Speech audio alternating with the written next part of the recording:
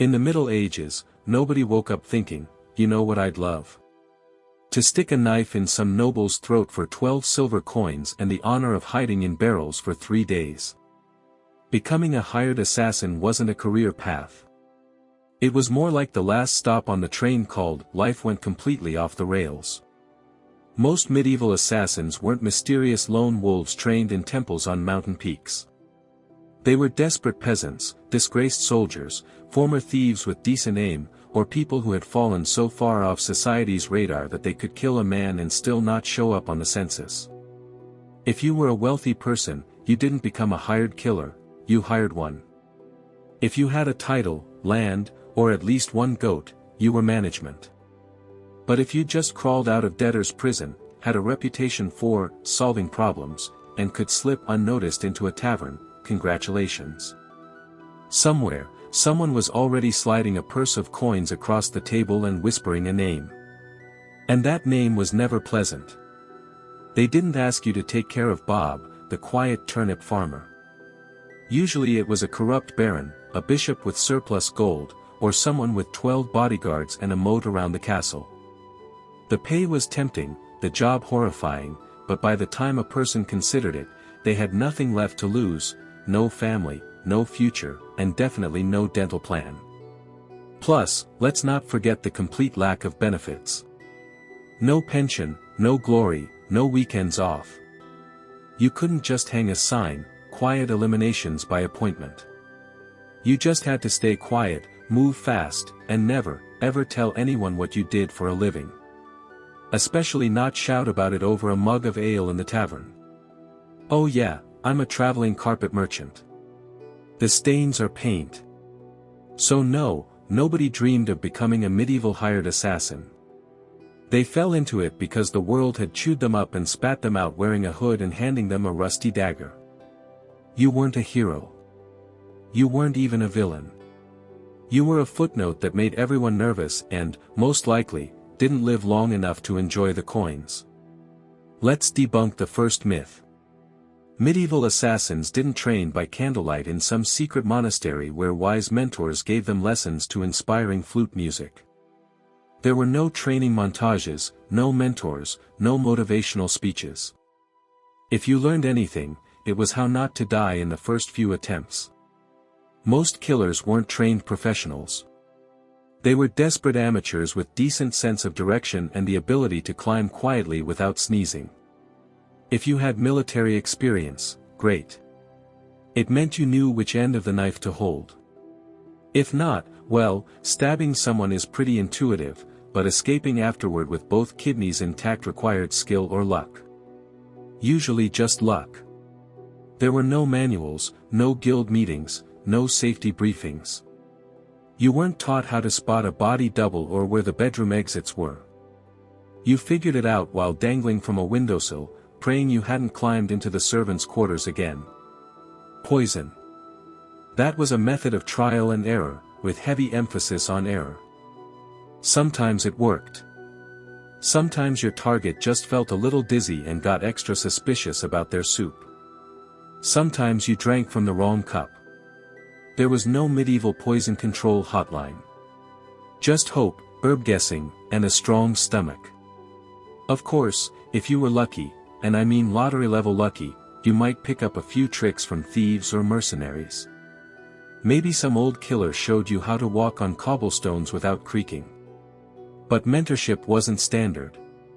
It was rare and short-lived because hired killers don't retire, they disappear. Weapon training? Forget it. You didn't carry a broadsword. You had a dagger you stole from a guard, maybe a garrote if you wanted to be fancy, and whatever fit under a cloak without jingling. So no, you weren't some shadow ninja. You were a guy with calloused hands, quiet feet, and extremely unhealthy relationships with alleyways. Success didn't come from training, it came from surviving. You learned to kill by doing it fast, messy, and then vanishing before anyone could sketch your face and nail it to the church door.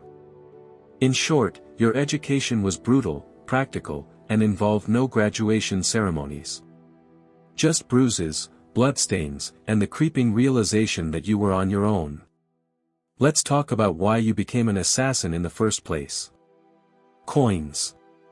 Cold, heavy, jingling, gloriously spendable coins. The promise of them dragged you into this mess. But the reality was that you were paid with lies. When someone hires a killer, they don't want a long-term relationship. They want a one-time service with no paperwork and, ideally, no witnesses, including you. They offer you a pouch of silver.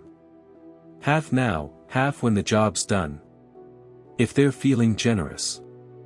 But here's the thing, when the job's done, is code for, after we're sure you didn't screw up, didn't embarrass us, didn't leave a trail back to us, and didn't live long enough to tell anyone. So you do the job, you skulk in the shadows, you risk your life, maybe you knife a baron in his sleep, ugly, unpoetic. And when you come back, ah yes, about the payment, the client has vanished. Terribly sorry. Or worse, they try to kill you. A knife in the gut is cheaper than a bonus. And even when they do pay, it's never enough. Not for the risk, not for the blood, not for the 3 days you spent hiding in a haystack with fleas and a guilty conscience. You get a handful of coins, a curt nod, and a reminder, you were never here. Fun fact, some contracts were fake. Political traps. You were told to kill someone dangerous only to discover it was bait with guards waiting. Congratulations, you just walked into a setup, and your name is already carved on the gallows. And even when the deal was real, you couldn't sue for breach of contract. Your Honor, I'd like to sue Lord Edmund for non-payment of murder services. The only court you'd see would be the one where you were Exhibit A. So you learned to take what you could, demand payment up front, and trust absolutely no one, not even that slimy little scribe who swore this job would change your life. It did, mostly by shortening it. Being a hired killer meant living on broken promises and disappearing before they broke you. So you took the job, got cheated on payment, and will probably die. Now let's talk gear. Forget fantasy novels and slick video games. There were no wrist-mounted hidden blades, smoke bombs, enchanted daggers, or crossbows that neatly folded into your boot. Your toolkit consisted of whatever you could steal, sharpen, or hide under a ragged cloak without clinking. If you were lucky, meaning you found a gold coin in a dead man's shoe, you had a decent dagger. Not ornate, not curved like a dragon's tooth, just sharp, hopefully rust-free, and ideally not still smelling of the last guy you gutted. Poison existed, sure, but it wasn't the glamorous slow drip into a wine goblet. Most medieval poisons were unpredictable, made from plants, minerals, or toad guts. Some worked instantly, some took hours, some made your victim vomit for 2 days and then recover, angrier and now very suspicious of stew. Rope was sometimes useful. You could strangle, climb, or tie something, but you'd better know your knots fast because nothing ruins the moment like fumbling with, wait, which knot goes under which? Bows were effective, if you had one, could shoot it, and weren't trying to smuggle it into the palace disguised as a flower arranger. Most kills were close and personal. No time for elegant marksmanship, just quick, quiet, and hopefully not so messy you slipped in the blood. And you had no backup options. If your blade bent, snapped, or fell down a well, time to improvise. Roof tile, maybe. Rusty nail, worth a try. Boot buckle with intent. Desperate times. You carried your tools hidden in hems, boots, or inside a hollowed-out loaf of bread if you had to, and you kept them close, not for safety, but because in this line of work your weapon was your best friend, your boss, and your only retirement plan. There were no upgrades, no gear tinkering between missions. You didn't polish your kit. You prayed it didn't fail you mid-thrust, because in the end it wasn't the weapon that killed. It was you, alone, badly equipped, expected to work miracles with a spoon and a prayer. Hired killers weren't hired to take out random drunks in alleys. Nobody paid you to stab Jeff the sleepy candlemaker. Your targets mattered, nobles, bishops, military officers, sometimes even royalty. And those people were very hard to kill. First, there were guards. Not one or two, dozens. Armed, armored, and well-fed. Some guarded the gate, some the back courtyard. Some just stood around looking menacing and daring you to blink wrong. You spent days memorizing patrol routes, door creaks, and exactly how many steps it took before the night guard with asthma needed a breather. Second, walls. Castles didn't have welcome mats. They had portcullises, arrow slits, and moats full of things that bite. If you didn't fall in the water, you still had to worry about arrow loops and boiling oil. Yes, boiling oil. Your job description included, maybe doused in boiling oil for excessive curiosity. Third, servants and staff, cooks, scribes, stable boys.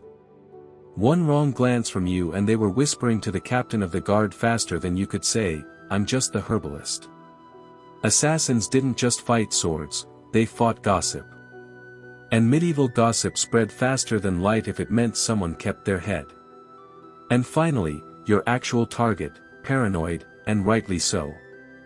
These people were surrounded by traitors, relatives with claims to their titles, and 30 people pretending to like them. They didn't eat without a taster, didn't sleep without 3 locks on the door. Some even slept in decoy beds or switched rooms like a deadly game of musical chairs. And don't get excited if they were attending a feast. Yes, they'd be drunk, but so would you. And you'd still have to get past the royal guard, 3 dogs, a very alert jester, and 50 witnesses with tankards in hand. Getting close could take weeks. Pretending to be a servant, bribing a maid, hiding in barrels. And when the moment finally came, you had one shot. One precise, perfect, non-creaky, non-bloody, ghostly vanish into the night shot. Or you became the next public deterrent swinging from the castle gates with a sign, "Nice try." Let's be honest. When you picture a medieval assassin, you probably imagine sleek black clothes, leather bracers, maybe a mysterious hood fluttering in moonlight. Reality, you looked like a sickly shepherd with something to hide. Disguise in the Middle Ages wasn't exactly high fashion. You didn't have tailor-made cloaks or retractable armor. You had whatever you could scrounge, peasant rags, an oversized monk's robe, or the leftover uniform of a guard that definitely still smelled like its previous owner. The goal was to blend in. But blending in meant looking like everyone else, unwashed for 2 weeks, limping from old injuries, and twitching from malnutrition. You looked suspicious not because of your cloak. You looked suspicious because you kept adjusting your belt to hide the dagger wrapped in gauze. And forget masks. There were no Guy Fawkes options. Most face coverings just made you look like a leper, which was great for avoiding conversation but terrible for getting into parties. If someone asked who you were, you had to think fast. Brother Tobias. In charge of silent prayer and roof repair. Even if you got past the guards, noble houses weren't stupid. Servants noticed unfamiliar faces, especially ones that fumbled chamber pots and couldn't name the cook's cat. You were always one, haven't seen you before, away from getting brained with a candlestick. And if your disguise worked, congratulations. Now you had to stay in character for hours, pretending not to notice all the perfectly stab-able people walking by. Plus, there were no prosthetics. If you needed to look older or younger, you smeared mud on your face, squinted, and prayed nobody got close enough to notice your beard was glued on with honey. Truth is, your disguise didn't protect you. It bought you maybe 5 minutes of confusion. After that you had to vanish, become invisible, or be very, very persuasive. And if someone saw through your disguise, well, let's just say nobody wants to be the assassin caught in the bishop's laundry room wearing a nun's habit and holding a sword, especially on a holy day. In the Middle Ages, if you were a hired assassin, you didn't have a team. You didn't have a crossbow buddy on Overwatch, a clever alchemist in a secret lair, or a handler sending you encrypted scrolls and warm words of encouragement. You had you, a rusty dagger, and paralyzing distrust of people. There were no guilds, at least none you could rely on. And if rumors of an assassin's brotherhood existed, they were mostly tavern tales fueled by ale and boredom. You were more likely to meet a ghost than another professional killer who wanted to network. Why such isolation? Because in your line of work, the fewer people who knew you existed, the longer you lived. Every contact was risk. Every chatty tongue a potential noose. Even your client might not know your real name. And if they did, you were already planning your exit. Camaraderie. Hilarious. Friends ask questions. Lovers notice bruises, bloodstains, and why you always sleep with a blade under your pillow. You couldn't settle down, you couldn't afford to. One mistake, one person recognizing you at the market, and your whole life became a sprint to the nearest sewer grate. Even other criminals kept their distance. Thieves and smugglers were sociable. You were the guy who made people disappear. They feared you or, worse, saw you as a walking liability. Nobody wanted to share soup with someone whose profession might attract a torch-wielding mob. And don't expect sympathy. You couldn't tell anyone how hard it was to sleep after silently garroting a corrupt bishop. If you talked about your work, people thought you were either lying or dangerous, and they weren't wrong. So you kept your secrets, your scars, and your blade to yourself. In taverns you sat in the darkest corner, back to the wall, eyes always scanning the door. You never drank too much. You never stayed longer than one night. You didn't give your name unless they paid you for it. And even then it probably wasn't your real one. Being a medieval hired assassin meant mastering the art of vanishing, not just in crowds, but from every life you never got to live.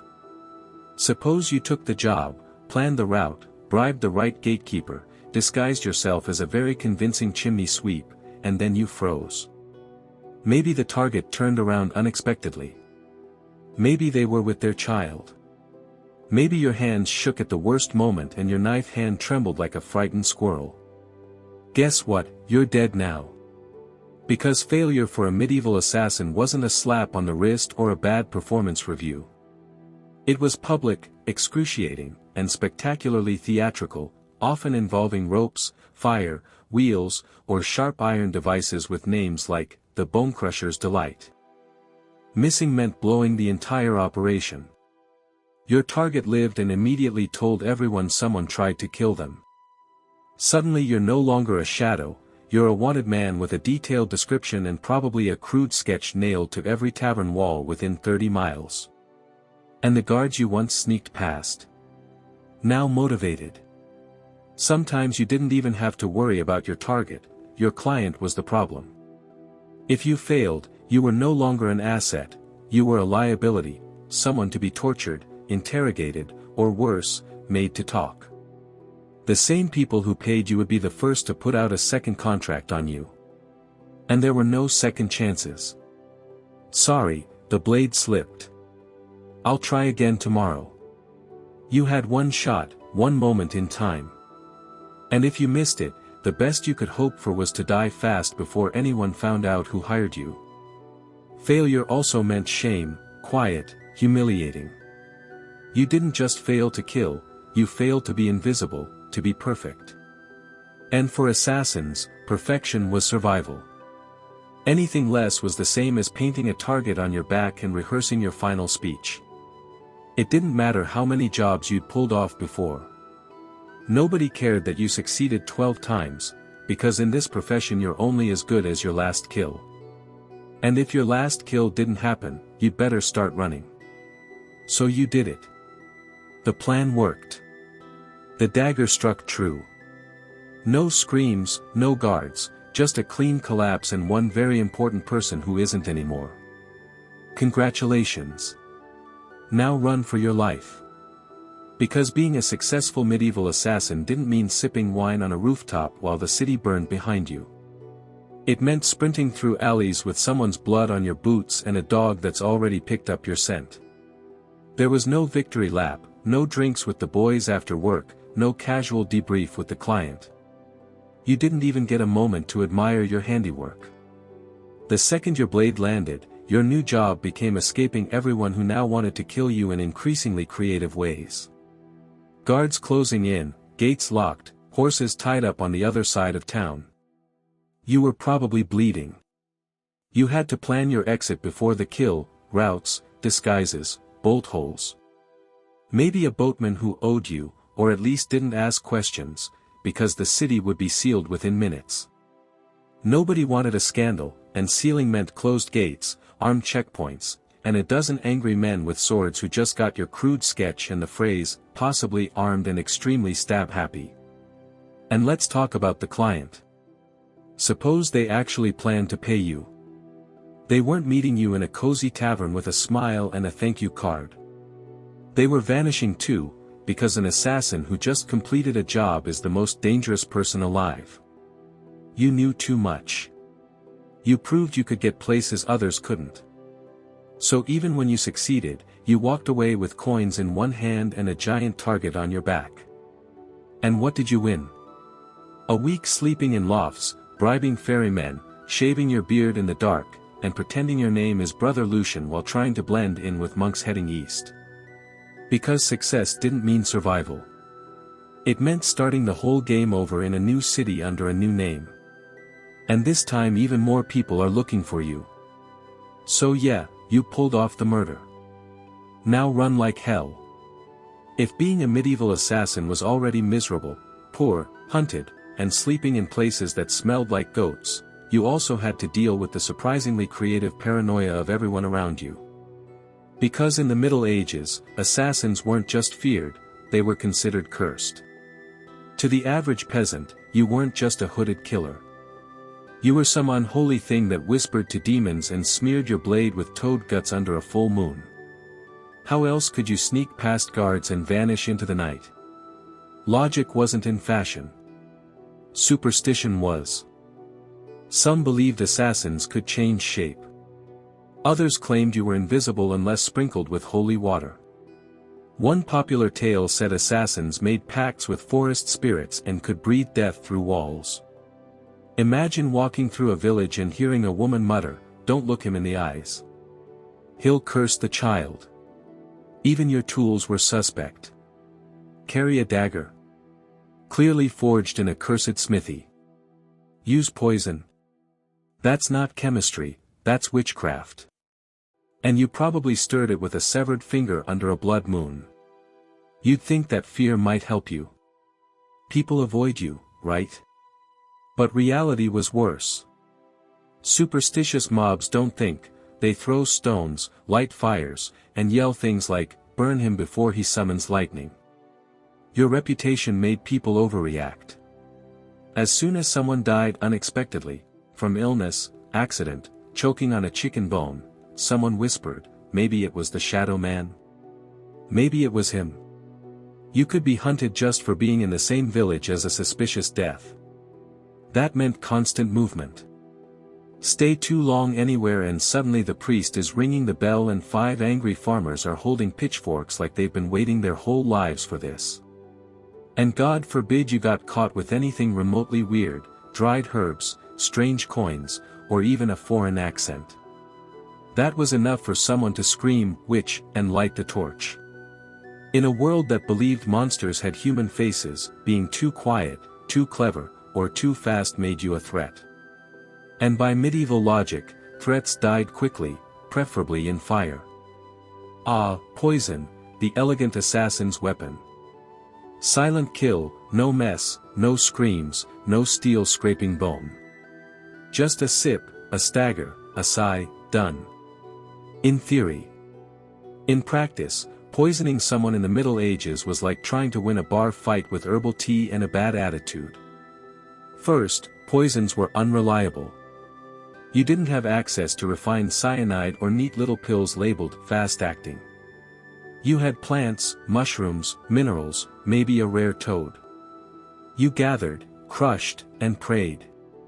And even then it might just give the target stomach cramps and reinforce their commitment to an anti-assassin guard squad. There was no scientific dosing. You guessed. Too little and the noble just puked and cancelled dinner. Too much and you died from exposure before the first course. Plus, medieval kitchens were chaos. You couldn't just stroll in and season the soup with belladonna. You had to bribe or impersonate a cook, sneak in while nobody watched, or, worst, try to poison food that would pass through 3 tasters and a dog. Yes, a dog. And if your victim was a noble, they didn't just eat food, they treated it like a military operation. Dishes were tasted, blessed, and sniffed by everyone from the steward to the jester. By the time it reached their plate, it had been through more security checks than a royal wedding. Even if you managed it, slipped the poison, it wasn't detected, and the target actually ate it, the next part was wildly unpredictable. Some poisons took hours, some days. One minute your target is laughing at a joke, the next they're clutching their gut and demanding their astrologer. And if they survived, guess who they blamed? Not the cook, not the taster, you, the quiet guy with herb knowledge and twitchy eyes. So poisoning wasn't effective. It was risky, slow, and full of variables, none of which were in your favor. And if you got caught, you didn't get a quick death. You got interrogated with tools until you confessed to poisoning everyone from the duke to the dog.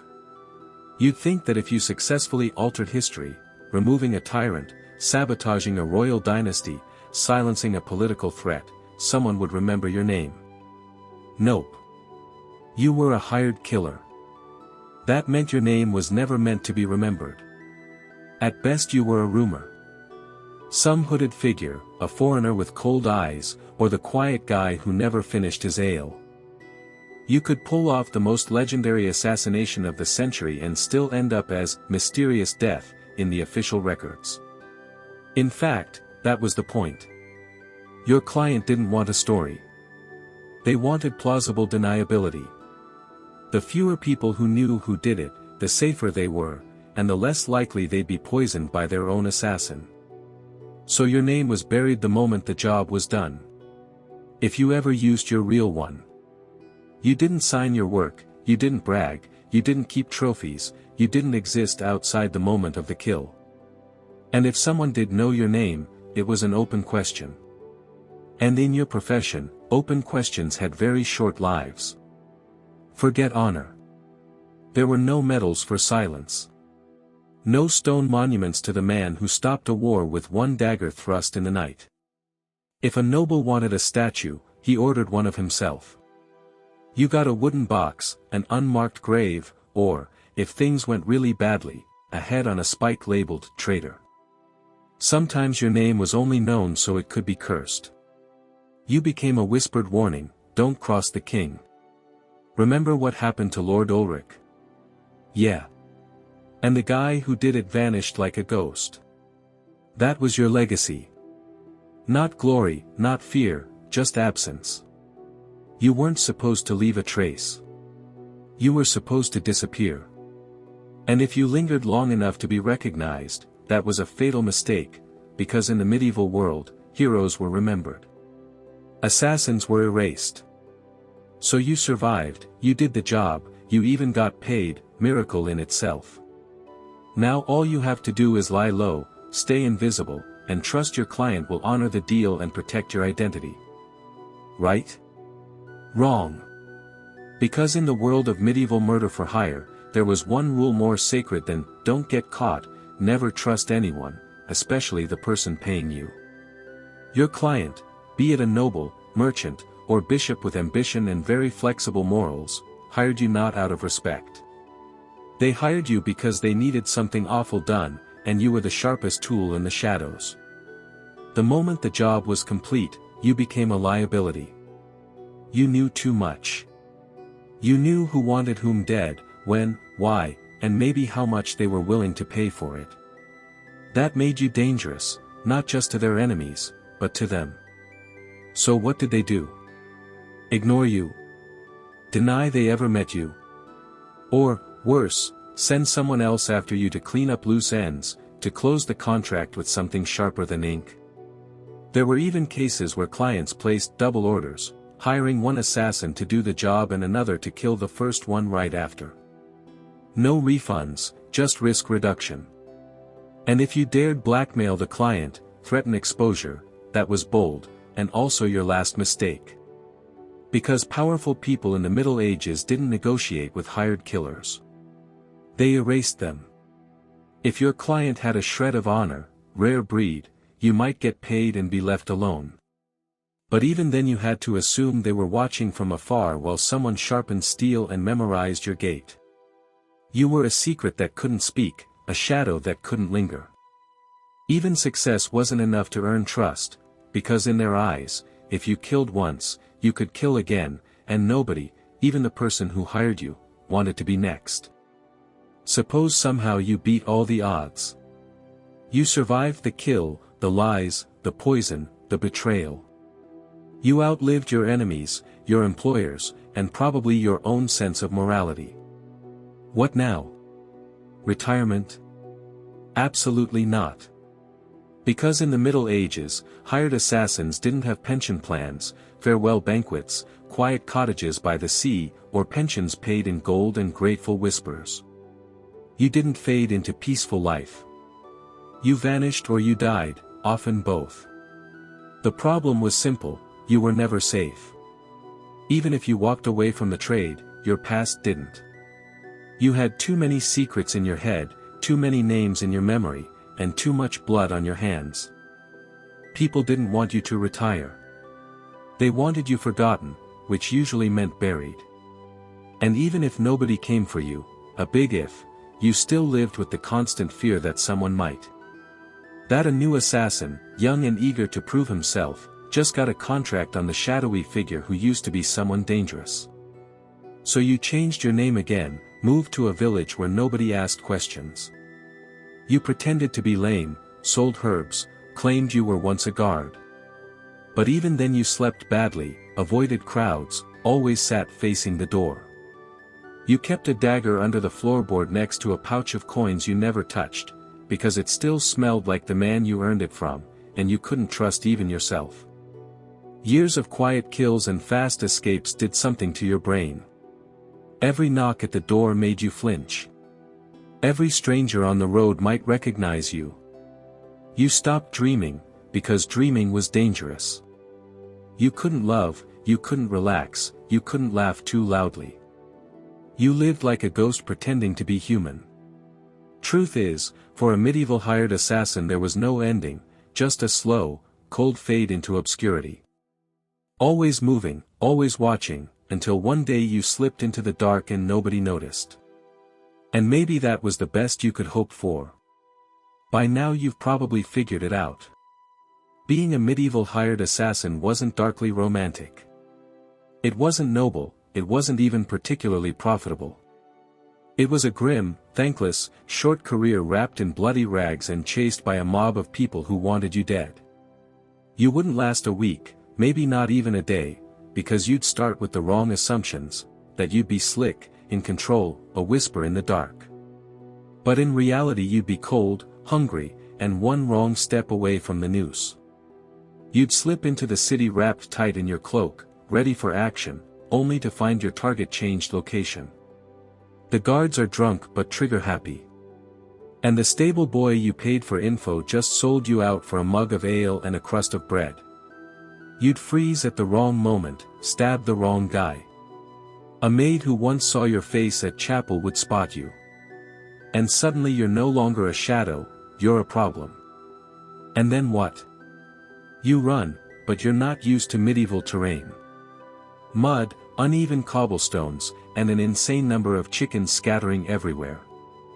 You slip, fall, and get tackled by a guard named Thomas who was just dumped by his girlfriend and is looking for someone to take it out on. And say you survived that. Then you'd have to deal with the aftermath, no allies, no honor, no future. Just whispers, suspicion, and the growing realization that even if you succeeded, the best you could hope for was to die old and alone, hiding under a fake name in a village that still believes in fairies. So no, you wouldn't last. And honestly, you shouldn't try, because the assassin's life wasn't cool. It was a cruel machine that ground people up and spat out only shadows. It offered power without peace and purpose without a place in the world. You didn't make history, you erased yourself from it. And the only thing waiting at the end was silence. Silence that nobody would ever question, because nobody even remembered you were ever there. Before she became the fearsome queen of Macedon, Olympias was known as Myrtale, a Molossian princess from the harsh tribal lands of Epirus. Her people claimed descent from Achilles himself, and whether heroic blood truly coursed through her veins or not, one thing was undeniable: this woman was not born to linger on the fringes of history. From her earliest years Myrtale was steeped in mysteries and rituals. Her upbringing was shaped not only by politics but by prophecy, ecstatic rites, and the worship of ancient gods. She was not the kind of princess who smiled sweetly and embroidered tapestries. No, she was drawn to snakes, omens, and the frenzied ceremonies of Dionysus, where women danced barefoot under moonlight and summoned the divine in trance. Her bond with the gods was not for show, it was intimate. She did not merely worship, she embodied. Ancient sources, likely written by men both terrified and fascinated by her, claim she kept sacred snakes in her chambers and even allowed them to coil beside her in bed. Whether this was literal truth or slander that clings to powerful women like flies, we will never know. But the image stuck. To her allies it made her divine, to her enemies, dangerous. Her true power was not forged on battlefields or in throne rooms, but in the flickering torchlight amid the whispers of priestesses and the writhing bodies of serpents. She was not merely a princess, she was a living oracle, a woman touched by something older than politics and colder than steel. So when Philip II of Macedon, ruthless, brilliant, and by all accounts exceedingly amorous, arrived on the island of Samothrace for religious initiation, he did not meet merely a beautiful princess, he encountered a mystery he could not resist. Their marriage was not just a political alliance. It was a collision of prophecy and power. And from the very beginning it was drenched in omens. Some said lightning flashed across the sky on their wedding night. Others claimed Olympias dreamed that a thunderbolt struck her womb. All of it would become legend. But one thing is certain: the union of Olympias and Philip did not merely produce a child, it produced Alexander the Great, and she intended to shape his destiny from his very first breath. Olympias's marriage to Philip II was no fairy tale fit for a queen who would one day birth an empire.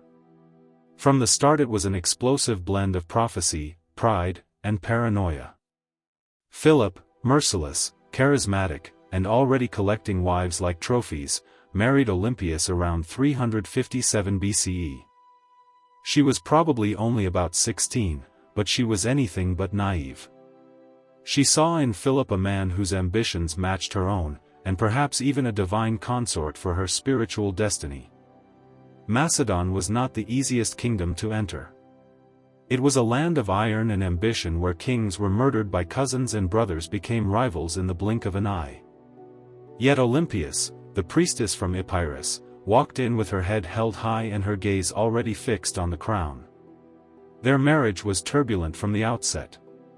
Philip, for all his political genius, was not made for monogamy. He continued marrying other women, often for alliances, always for power. But Olympias was not the sort to sit quietly in the shadows. She maintained her own court, nurtured her own alliances, and, as is well known, consulted oracles and performed rites to divine her future, and perhaps Philip's as well. Then Alexander was born. Even that was shrouded in celestial drama. Legend says Olympias dreamed that lightning struck her womb and that flames danced around her child without burning him.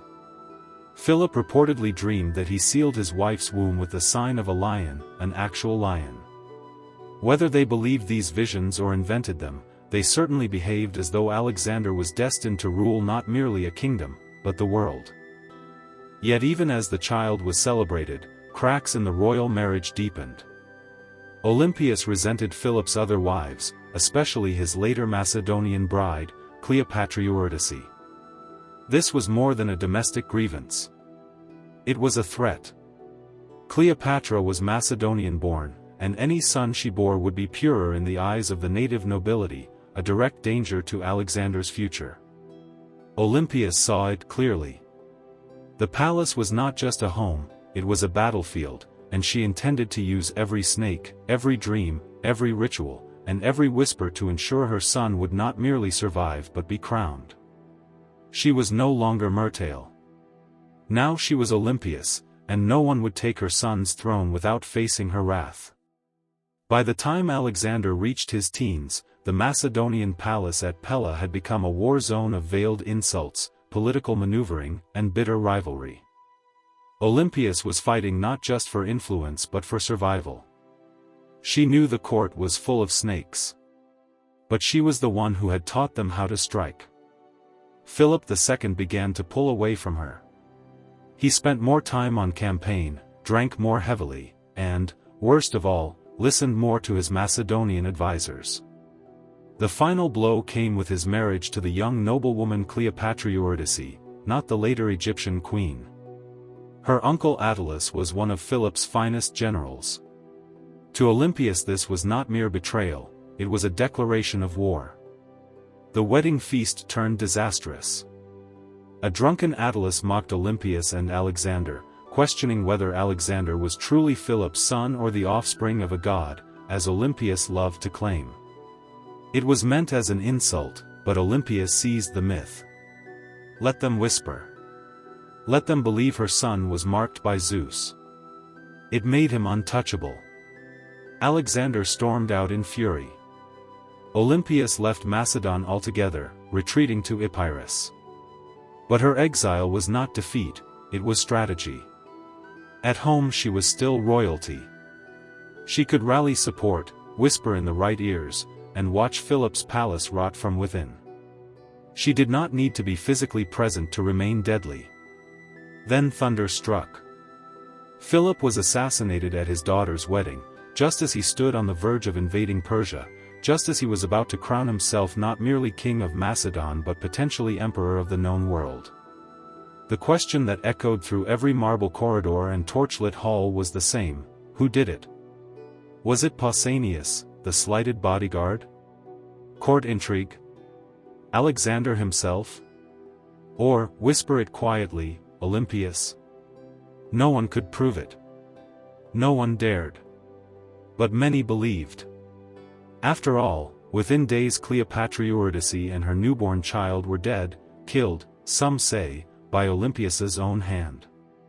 The serpent had returned to the palace, and nothing now stood between her son and the throne. With Philip dead and Macedon in mourning or chaos, Olympias made her move. While others scrambled, she acted swiftly, brutally, decisively. First, Cleopatra Eurydice, the young Macedonian queen and rival, was eliminated. According to blood-chilling accounts, Olympias did not merely order her killed, she made her death symbolic, public, humiliating. Some say Cleopatra was forced to hang herself after watching her infant daughter slaughtered. Others claim Olympias threw the child onto the funeral pyre. All agree, there was no mercy. Olympias understood what many mothers in ancient courts refused to accept. In a royal palace, mercy is a liability. A rival child, no matter how small, is a future war. And Olympias was done playing defense. Having erased Cleopatra and her line, she could focus on securing the throne for Alexander. Her teenage son, bold, brilliant, already tutored by Aristotle, was proclaimed king with little serious opposition. Make no mistake, this was possible not only because of his charisma or his father's legacy, but because of Olympias. She knew which generals to threaten, which nobles to flatter, and which enemies to quietly remove.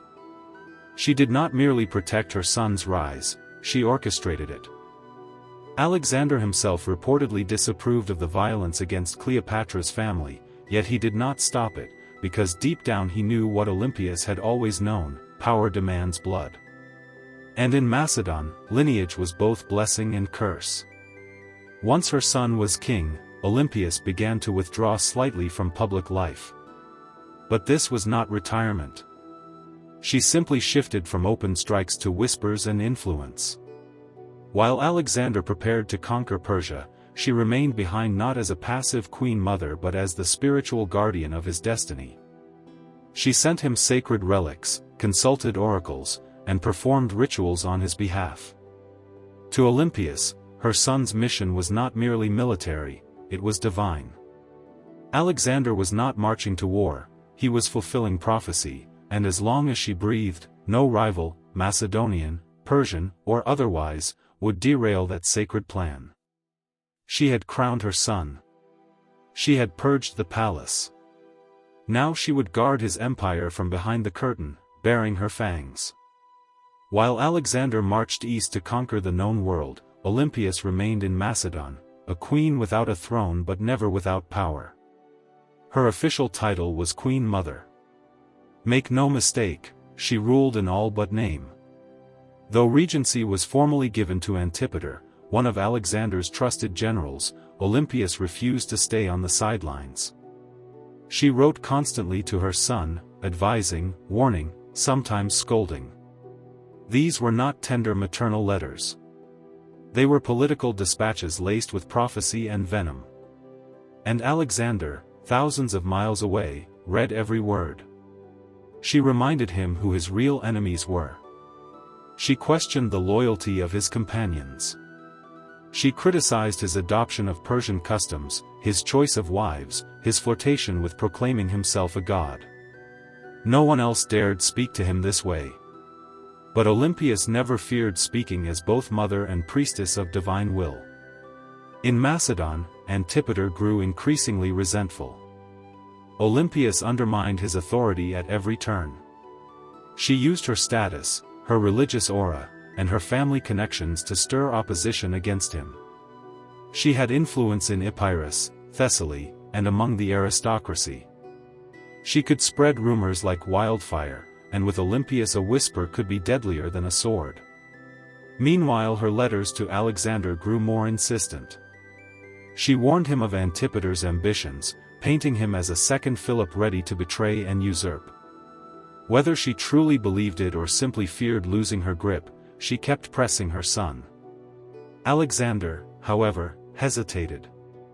He needed Antipater to maintain order in Greece while he fought in Asia. So the rift between mother and general widened. Olympias watched. She waited. But beneath her priestly robes and maternal concern, impatience grew. She had not endured years of palace warfare to be ruled by an old soldier. As Alexander's empire stretched from the Aegean to India, Olympias saw cracks forming. He was taking on too much, trusting too many foreign advisors, drifting from the mother and the gods who had made him. She believed his victories flowed from divine favor and from her. And if he forgot that, well, Olympias knew how to remind kings who they truly were, even when that king was her own son. When news of Alexander's death in Babylon reached Macedon in 323 BCE, it did not arrive like a trumpet blast, it came like a dagger's thrust. For Olympias it was not merely the loss of a son, it was the collapse of the world she had built for decades. Her boy, the divine storm she had foreseen, nurtured, and unleashed, was gone. And he had left behind no clear heir, no single successor, only chaos. The mighty empire he had carved was already cracking. His generals, the so-called successors, were circling like jackals around a corpse. Antipater still held power in Macedon and Greece, and he harbored no love for Olympias. Worse, her daughter Cleopatra, Alexander's full sister, had become the object of courtship by rival generals, each hoping to use her bloodline as a claim to the throne. Olympias saw what was coming. Civil war was not a possibility, it was inevitable. And once again she would have to act. But she no longer had Alexander. Instead she had his bloodline, his young son Alexander IV, born to Roxana, the Bactrian princess Alexander had married. Roxana was vulnerable in Macedon, the boy even more so. Olympias realized the infant was now the last true fragment of her son's legacy, making him both target and weapon.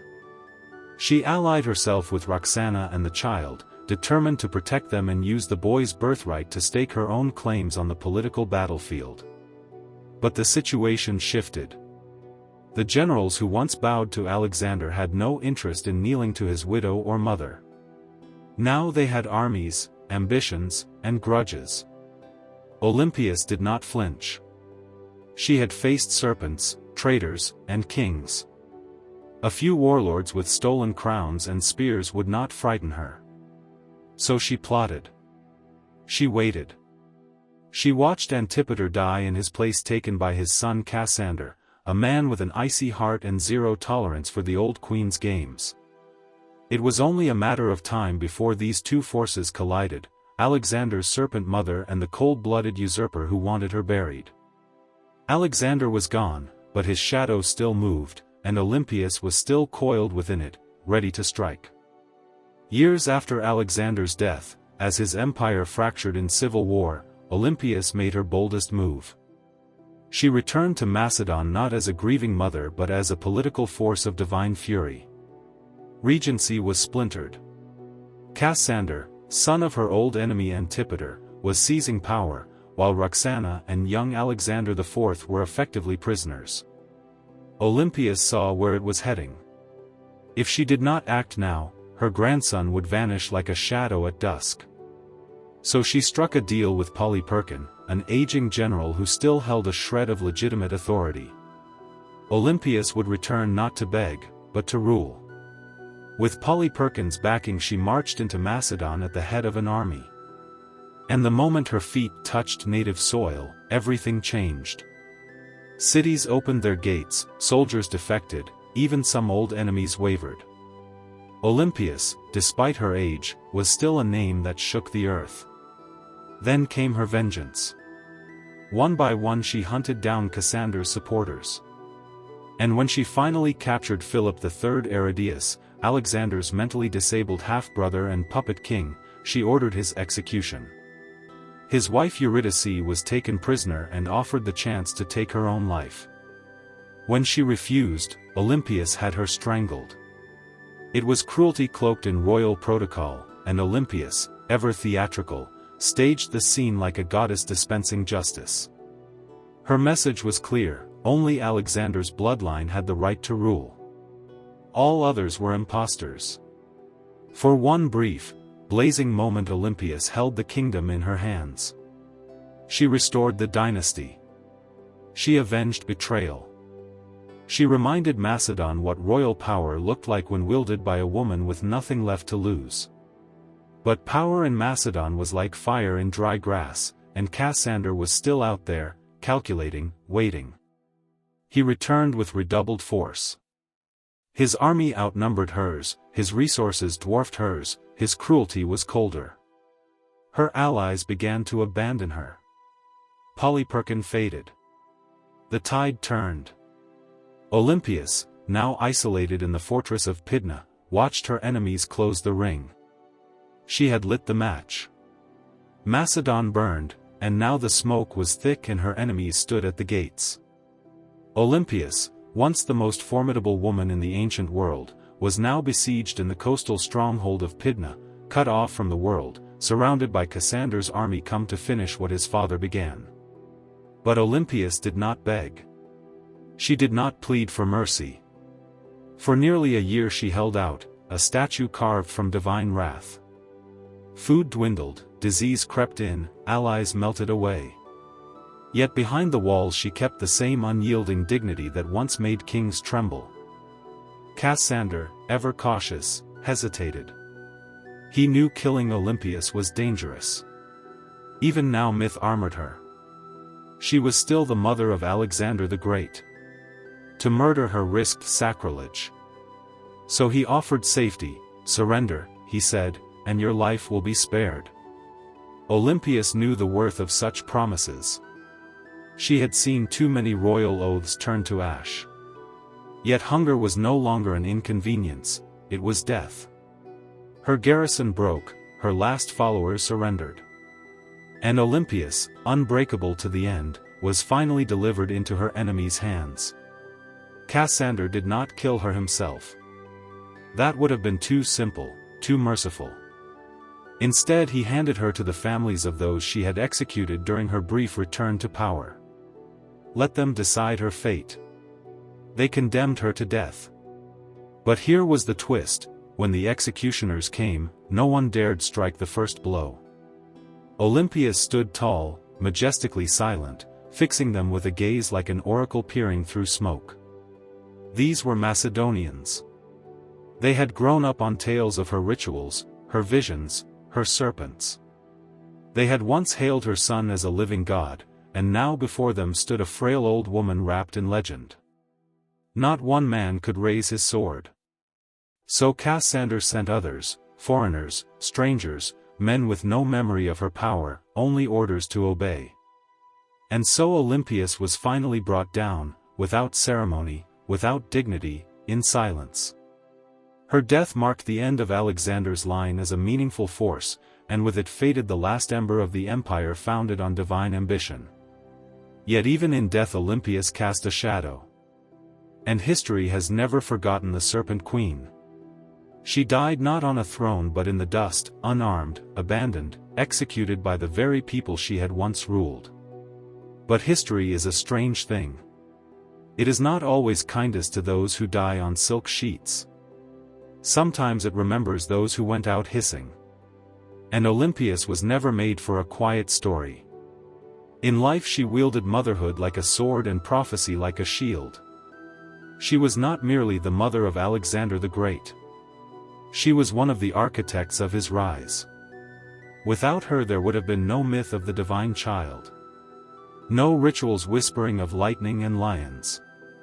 No ruthless purge of rivals that cleared the path for a young king to rule the known world.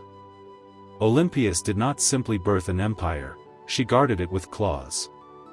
And yet, even among the most ruthless rulers of the ancient world, Olympias stands apart. She did not lead armies in the field like Cleopatra, nor ride into battle like Boudica. Her battlefield was subtler and colder, the realm of poisoned cups, political marriages, priestesses, and oracles. She understood the power of fear. And more importantly, she understood the power of belief. She made people believe her son was divine, and perhaps believed it herself. Her enemies branded her murderer, witch, manipulator, and they were not wrong. Olympias was all of those things and more. She was a product of a brutal world that respected cunning far more than kindness. And she learned early that mercy is a luxury queens cannot afford.